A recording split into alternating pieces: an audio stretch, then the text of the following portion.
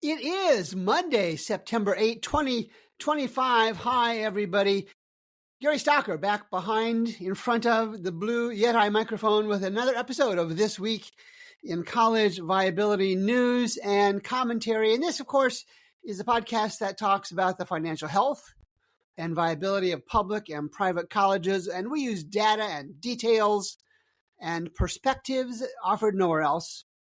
And as always, please add and forward this podcast link to your higher education friends, your neighbors, your families. No sense in just you getting the latest news and commentary on the whole industry. Share and share a lot. This past week, I continued wading through just dozens and dozens of fall 2025 enrollment stories. And as I shared 2 weeks ago, some are indeed legitimate. Some colleges are growing. They, in almost all cases, are big colleges with brand names, but not always. But most of these enrollment announcements, and I'll tell you some logic behind that here in a second, most of these enrollment announcements are so spinning as to make it difficult to read. And they have conditions and qualifications that they don't even state. And that's why I'm here to point those out to you. And here's some general observations. This is what higher education is trying to do. In specific instances, specific colleges, to say they're doing well when all suggestions, all indications, all financial data suggests otherwise. And in many cases, these colleges are just giving away the store in the form of tuition discounts. I know this because I track the data. Because their net tuition revenue is down, even their price per student is down. And yet, what do they pronounce loudly on their media? Enrollment is up. Well, sure, if you give away stuff, of course you're going to sell more of it. Of course you're going to get more of it. And many times are using short segments of data. Maybe last year, maybe last semester, maybe a couple years ago, maybe just post-pandemic. And they take small amounts of data and try and make a meal conclusion out of a morsel of data. It's not good. And there was one college, Kuka College, I think it's in Iowa, I need to check, Kueka, said they're small on purpose. Well, okay. That strategy defies all odds of scale. And as I recall, not a particularly financially healthy college. I have to take a look at that. And in many of these stories are internal reports. That's fine. Colleges are welcome to report anything that they want. I'm here to point out when they're being silly, when they're not being upfront, when they're not being transparent.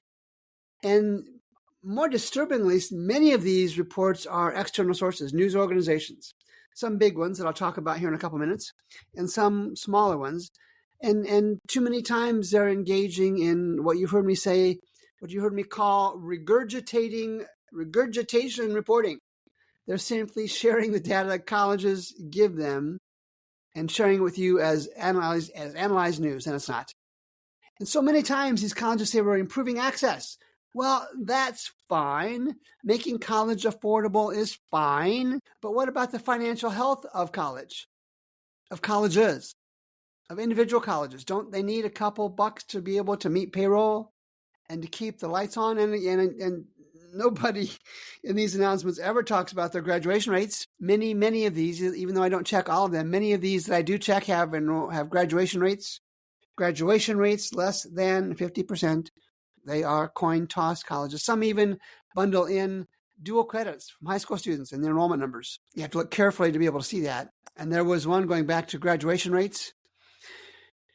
One glowing report on enrollment increases from a college whose graduation rate was averaging 20% over the past 8 reported years. That's Henderson State University in Arkansas. Their enrollment was down. Their full-time equivalent enrollment was down in 6 of the past 8 years, down more than 1,400 students since 2016. But what do you think their pronouncement said? Their enrollment pronouncement said, record enrollment, great enrollment. Didn't see anything about their 20% graduation rates. Oh, I messed up. No sarcasm alert there. And again, some of these are legitimate. 10%, 12%, something like that. I did those numbers for you a couple weeks ago. And I checked the numbers, not in all of them, and they're legitimate. And my standard is at least 5 years enrollment growth. from the last 5 years. And I go back as far as 8 and 9 years in some cases. So I'm going to choose one college because they were in the news a couple of times last week. I'm going to focus on the pronouncements of LaSalle College. It's 2 words, LA space SALLE. LaSalle College in Pennsylvania. And their president is a doctor, I presume, Dr. Daniel J. Allen. Their 4-year graduation rate's about 55%, down 3 points. 6-year rate's about 65%, down 6 points. Now, both of those are above my threshold of 50% at 4 years and 70% at 6 years, so a little bit below the 6-year ratio, but they're both trending downwards. All right. Retention's about 70%, down 6 points. The unfunded institutional discounts that I talk about many times, merit aid, most scholarships, they've actually decreased that amount $34 million over the last 8 reported years. That data is from the National Center for Education Statistics and its IPEDS database.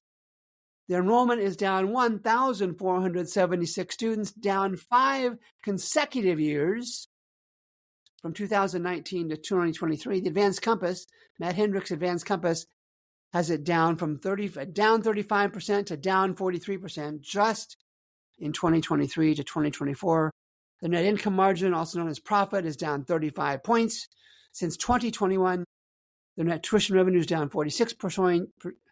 Their net tuition revenue is down 46 points. Total operating revenue is down 42 percentage points from 2016. The expenses, though, are only down 16. 42 minus 16, there's a gap of 26 points. They're spending too much money from the revenue that they gain. And their CapEx to depreciation, and that's my safety ratio, is below the minimum threshold of 1 for each of the past 8 years. Their endowment is down 37 points, and they're breaking the piggy bank. Their endowment draw, taking money out of their endowment to keep the lights on, to meet payroll, has been above 7% in 7 of the past 8 years. In 2023, it was 13%. In 2024, it was 18%. And as you well know, the general target is somewhere between 4 and 5%. This college, LaSalle College, is breaking the endowment piggy bank to make ends meet. And yet, what do they say? We're doing well. Our enrollment is great. We're going to recover. I see a future. And I continue. I pulled the 2023 audited financial statement for LaSalle College. And if you look closely and you do what I always do, which I search for the words going concern, I'm going to read to you from the 2023-2024 audited financial statement. These financial results, this comes from the auditors, these financial results, as well as the industry-wide and regional trends in declining undergraduate enrollment, raised substantial doubt about the university's ability to continue as a going concern. However, the president, Dr. Allen, says LaSalle is a hot school right now. LaSalle, he says, is a hot school right now. No data to support that. He says it's related to our hyper-focus. Wonder what that is. Our hyper-focus on student outcomes and student success, modest graduation rates at best. And I'll be honest, you look at the data, and outside of the graduation rates, which are modest, not awful, but not modest, this is not, in my mind, this is not a consideration-worthy college right now. It's not a hot school. It's a hot financial mess. Their approach, like I say too many times, this is a build it and hope they will come strategy college. Nothing they're doing is any different than the hundreds of other colleges watching their last dollars circle the financial drain. And even the Philadelphia Inquirer, Susan Snyder, and the Philadelphia Business Journal, Ryan Mulligan, had stories essentially that were not much more than regurgitation reporting.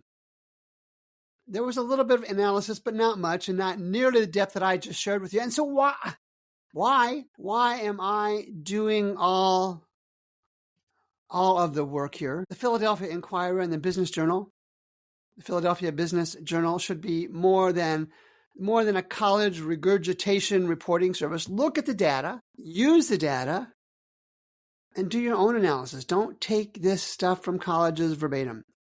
And again, I've shared this before. Drop me a note. Ryan Mulligan, Susan Snyder, drop me a note. I'll make available the tools that I use to reporters as a professional courtesy. I trained 2 reporters just last week on the tools I just used to report on LaSalle College. I'll give you the tools. I'll train you on the tools. Again, to reporters listening to this podcast, and if you're not a reporter, share this with one.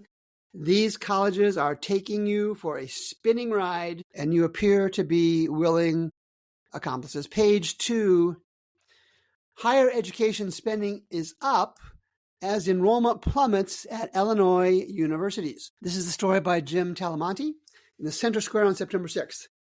And the story reports that a former state lawmaker says Illinois is now tops in the nation on per-student spending in higher education, despite enrollment plummeting as Illinois high school graduates select colleges in other states. Illinois Policy Institute senior fellow and former state representative Mark Botinick says he gets tired of people saying state taxpayers are not funding higher education enough.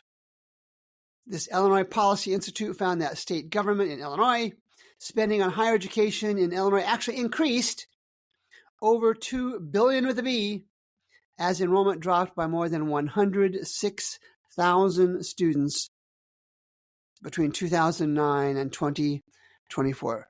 Botinick says he gets tired of people saying that the state is not funding higher education enough. He notes that his Policy Institute found that 43 cents, that's 43 cents, 43% of every state higher education dollar from general funds goes to fund the pensions of retired college employees instead of instructing students. He notes that universities have not lost funding, even though they have lost students. He says we're spending a lot of money per student on higher education. We're just not getting the return on that investment. Botinick said students are getting better deals in other states because Illinois has increased tuitions, and he notes some numbers that document that. And the Chicago Tribune adds, Jeremy Gorner in the Chicago Tribune adds more on a September 6th story, and he notes specific enrollment decreases at Western Illinois and at SIU Carbondale and my alma mater, Eastern Illinois, Northern Illinois, Chicago State, all with significantly decreasing enrollment over the past many years. There are exceptions. The University of Illinois, the flagship campus in Champaign-Urbana, and Illinois State did have enrollment increases. And all of this from the Tribune story lends strong support to what Mr. Botinick is suggesting. Keep in mind that I did not bring up graduation rates in the Illinois publics. If you want to start your Monday off with some disturbing news, now you can take a look at the 4-year undergraduate graduation rates for these Illinois publics. In, I think, every case, they are below 50%. And Illinois privates are generally not any better. There are exceptions, of course. Kasia Lundy, who's a partner and principal at EY Parthenon, had a story on September 3rd. The impact of federal policy shifts, higher education enrollment cliff or moderate decline. Is it going to be a cliff or a decline is what Ms. Lundy wrote about. And she did some good work here. I'm just going to point out the highlights. She notes when modeled across 3 student populations, EY Parthenon and Ms. Lundy estimate about a 1% to 3% decline in aggregate enrollment by fiscal year 2031, translating to a headcount loss of 100,000 to 700,000 students. She notes this is a meaningful shift, of course, especially when compared to historical forecasts of a 1% cumulative growth over the same period. Graduate enrollments may actually be more positive, she says, but overall the graduate segment represents a higher variability and greater downside because colleges get more tuition dollars for graduate students. And about 75% of the anticipated declines, Ms. Lundy notes, will be driven by international and graduate students, and about 25% by domestic undergrad students. She has, of course, I can't do this on a podcast, but I've got a graphic in front of me. She does worst case, pessimistic case, middle case, and optimistic case scenarios, and that's all fine. That's good work on her part. But here's the interpretation. This is not a rosy picture. This is not a rosy picture for higher education. It is a big-time consulting firm with big-time talent, putting a range of options out there for the industry to consider. And even though it's based on a bunch of assumptions, that's fine because that's what predictions do. This is yet another statistical nail in the current business model for higher education. Page 3, let's go to Ohio. Senate Bill 1 is forcing Ohio universities to cut dozens of degree programs. We've seen this before in Indiana. I reported on this in Texas. This is published on September 7th by Laura Hancock at cleveland.com. And as always, I'll have the link in the show notes. She reports Senate Bill 1, among dozens of other requirements, states that Ohio's public colleges and universities must AX, undergraduate degrees if the school confers an average of fewer than 5 degrees a year over any 3-year period. The reporting notes that Ohio University intends to eliminate or merge 29 undergraduate degree programs. Other colleges are doing likewise throughout the state. Public colleges are doing likewise throughout the state of Ohio. And so in the article, again, there will be a link in the show notes. There's a lot of whining from the professoriate in this article. And the reasons are before, and I'm not going to go into them in the podcast. And here's my point. The professors, the faculty, the academics, they have not, and cannot historically manage programs and majors that have decreasing volumes, enrollments. They typically only add programs and rarely, if ever, cut programs. So, as we saw in Indiana, as we've seen in Texas, and as we'll see in other places, like Utah is also referenced in this story. So the state of Ohio stepped in and did it for them. So now my count is 4 states, Texas, Ohio, Indiana, Utah, with a cut them if you don't use them mandate for market unresponsive colleges because they just haven't managed their product line, their majors line profitably. And it will be interesting. It will be very interesting across the country, not just in these states, to see if some private colleges have the marketing prowess to pick up materially significant numbers of students from these public college program and major cuts. I'm not betting the family farm on that, but it's possible. And again, promo for college viability, the 2025 College Majors Completion app, 64 common, diverse set of majors for every one of the public and private 2-year public and 4-year private colleges, 2020 through 2023, associate, bachelor, and graduate program completion numbers and percentages, internal market shares per college, external market shares across any user-defined market that you want. It retails at $799 because I need to get this in the hands of more people. Through the end of September, at least, is $199. $200, 200 lousy, stinking dollars to see how your college is comparing with others in a manner I don't think anybody else provides. Page 4, Financial Advisor Magazine, fa.mag.com. September 4th, Amanda Albright and Elizabeth Rembert reported on a story, and this is from Huron Consulting Story, but the headline reads, hundreds of U.S. colleges poised to close in the next decade. Now, this is one of many stories, similar to one I talked about earlier in the podcast from EY Parthenon. Nobody's writing, hey, higher education is going to thrive and survive. Nobody that I've seen with any credibility is writing those kind of stories. Yet here's another one that says hundreds of colleges poised to close in the next decade. I think it's shorter than that. And it's, again, a Huron Consulting report predicting the closure numbers. Give me a dartboard, I can do the same thing. I'll predict college closures for you. Give me a dartboard. I'll throw the dart at the dartboard whenever the number it hits. That's my number. And Huron says a dwindling number of prospective students will drive as many as, there's a nice qualification, as many as 370 private colleges in the U.S. to shutter or merge with another institution in the next decade. Now, this is what caught my attention. This is from Peter Stokes, who's a managing director at Huron. And Mr. Stokes says, essentially, the problem we have is too many seats in too many classrooms and not enough prospective college students to fill them. He adds, over the next decade, we're going through a very painful but necessary rebalancing in supply and demand.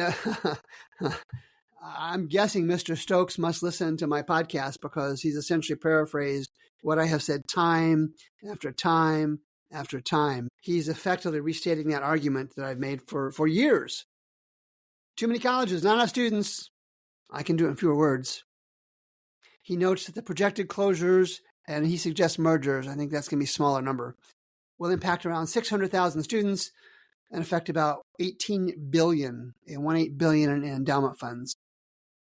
He adds, these are schools where we see red flashing lights and warning signs that they're in significant financial distress, he said. Huron declined to disclose the names of these schools. They declined to disclose the names of the individual colleges that they expect to close. Why is that? Is Huron afraid they're going to make somebody angry? The data is publicly available. I use it all the time to call out financially unhealthy colleges by name. Now, like Huron, I'm never going to say a specific college will close, and that probably wasn't fair of me. I'm never going to say a specific college will close. I have a good idea which ones won't survive, but it's tough. And that's why the apps I create, the data that I share, the media that I do, I make tools available so that the consumers can decide which colleges will survive, which colleges will need to close. I have kind of the Kelly Blue Book, if you will, for colleges. Kelly kicks the tires on cars. I kick the financials on colleges. And it's kind of a reverse FAFSA. I've talked about this before, where the FAFSA, of course, gives colleges, families, financial information. Why not a tool like I've created, like Matt Hendricks has created, that lets families look at the financial health of colleges. And I have suggested some colleges are not consideration worthy. I did that earlier today. Draw your own conclusions. And what are some of those red lights that Mr. Stokes is referencing? Net income margin, net tuition revenue, the imbalance between expenses and revenue that I talked about before for LaSalle College, the low capital expense to depreciation ratio, suggesting colleges aren't properly managing their infrastructure and leading to potential safety issues. Those individual college red lights are obvious. They're obvious in the College Viability app, the College Majors Completion app, the Private College Advanced Financial Compass from Matt Hendricks at Perspective Data. It's for the consumers to choose. Huron can throw a dart at a dartboard and say it's going to be 300 some odd colleges. But the consumers need to know which colleges. Here at College Viability, we make the data available so that the individuals can choose which colleges they want to invest their resources and their time in. And let's do a wrap. Dr. Peter Corey, I've had him, referenced him in the podcast before. I think I might want to invite him on the podcast. So Dr. Corey, if you're interested, stand by. You may get an email asking you to join me for a special podcast episode someday. He wrote with the LinkedIn post, The Great Inadvertent American Shakedown. The Great Inadvertent, American Shakedown. This was on August 31st. And of course, Dr. Corey is the president and CEO of Unity Environmental University. And I've got the link for this LinkedIn post. He starts with a quiet signature, and I'm going to read from his post. It starts with a pen on paper. An 18-year-old, barely old enough to rent a car, signs a promissory note promising decades of repayment in exchange for the hope of a degree.